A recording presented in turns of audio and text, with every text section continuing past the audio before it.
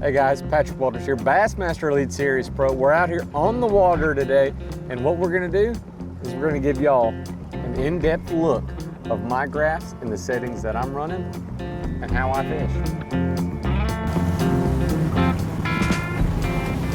All right, when I'm running my LiveScope, I kind of like a higher gain. There's a lot of other people kind of, Coy Fujita, great angler, Bassmaster Elite Series champion, two-time champion. He runs a higher gain. I'm typically gonna run anywhere from 75 to probably 79 gain, which sounds like a lot. I turn my color gain up, and it all depends on water clarity. That's the biggest thing. I don't care what body of water you're on. There's no one settings that fits all. So really, the clearer the water, the higher the gain. Turn your color gain up no matter what. Turn your color gain anywhere from probably 80 to 95%. And then my range is gonna vary depending on the clarity. I'm typically a 100-foot range, 20-foot depth to 25-foot depth. I like to run it hot. I want things to pop. That way you can kind of see things more quickly. A lot of people think it looks ugly, it's blowed out, there's too much trash, but that's really what allows it to look good and make things pop.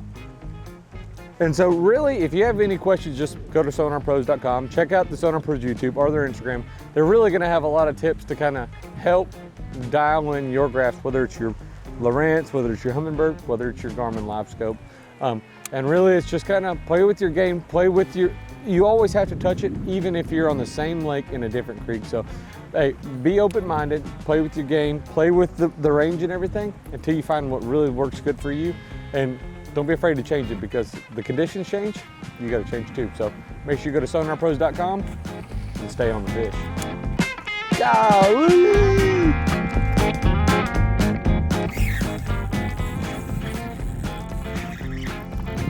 Him tracing like that?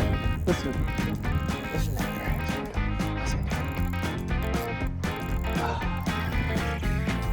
It just sounds good, doesn't it? Oh, spotted dog. Looks like me. Built. Spotted bass.